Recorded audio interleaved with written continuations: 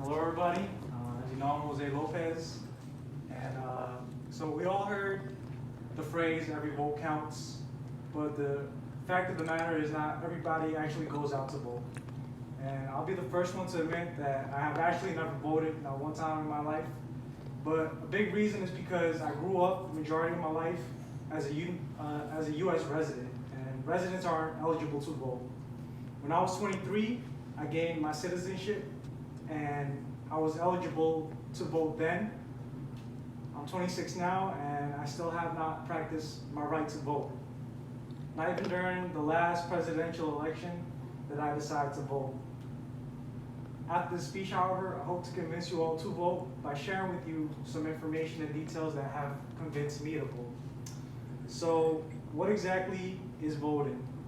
Webster's definition of vote as an intransitive verb is to express one's views in response to a poll, especially to exercise political franchise. So voting essentially means to endorse an idea, a thought, a person, or a group. But I think voting is actually it has a much more deeper meaning than that. So to me, voting means to be able to acknowledge the sacrifice made by the people who couldn't vote before. So before, white males who did not own property could not vote, women could not vote, and Black and African American people could not vote. At some point, only white males who own property could vote in the United States. The reality is that our privilege to vote is a moral obligation. When so many have sacrificed so much to give us the power to vote, it is morally wrong to not vote. That's a quote from ethicsdaily.com. So voting is a privilege, but how important is it to vote? And what is the significance of voting? Well, for one, every vote actually does count and is historically proven throughout time. A single vote can actually be the deciding factor in an election, in a Senate decision, or even a Supreme Court ruling. Voting also affects the outcome of our future. If you want to see change, you have to vote on the parties and ideas that represent you. At the end of the day, nobody else is gonna do that for you. A quote from ultimed.com: elections are decided by people who go out and vote. Take some time to learn about the measures and the candidates. If you don't vote, someone else will make that decision for you. Another important significance is voter turnout. And what that basically means is the amount of people who are eligible to vote but actually go out to vote, because not everybody who's eligible actually votes. The more people that vote shows society's overall opinion.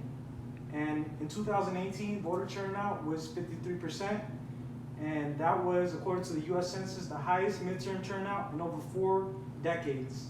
And it just goes to show us that society is trying to fight for a significant change in our political system. So with all this information, how can we ourselves be eligible to vote? The first thing we gotta do is we have to register to vote. And there's a couple different ways we can do that. We can do it in person at a state or local election office. We can do it at a DMV. You can go to certain military recruitment centers, and certain food stamp and WIC offices also offer voter registration services. You can do it online at vote.gov, and for personnel and people overseas, such as people in the military, they can go to the Federal Voting Assistance Program, and they can cast an absentee ballot through them. So there's also certain rules we have to be able to follow to vote. And to be eligible, you have to be at least 18 years old by election day. So you can register to vote before then, but by election day, you have to be 18 years old to cast your vote. You have to be a U.S. citizen, and you have to meet certain state requirements. And state requirements tend to be lenient because even homeless people are able to meet these requirements. You cannot vote if you're not a citizen. So for example, if you're a U.S. resident, if you're here on a work permit or a traveler's visa, or if you're an undocumented immigrant, you can't vote here as well. If you're under the age of 18, you cannot vote. And depending on the state you're in, if you have been convicted of certain felonies or mentally incapacitated, you might not be eligible to vote as well. So all that's left is to go to your local polling place and cast your ballot. And to conclude, I'd just like to talk a little bit about my mother, because she came to this country with nothing but the clothes on her back. But over the years, I've seen how she developed, how her education expanded, and how her knowledge on the United States grew.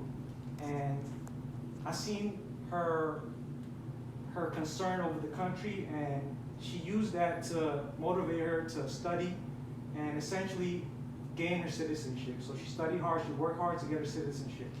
And now she practices her right to vote every time the opportunity presents itself. So every election day she goes out and she votes.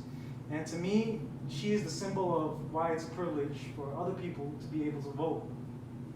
So the future is in our hands, and we must decide how to elect our leaders and support the change we want to see in our future. And to conclude, I'll leave you with this quote from Abraham Lincoln: "Elections belong to the people. It's their decision. If they decide to turn their back on the people and burn their behinds, then they will have to sit on their blisters." That concludes my speech. Thank you.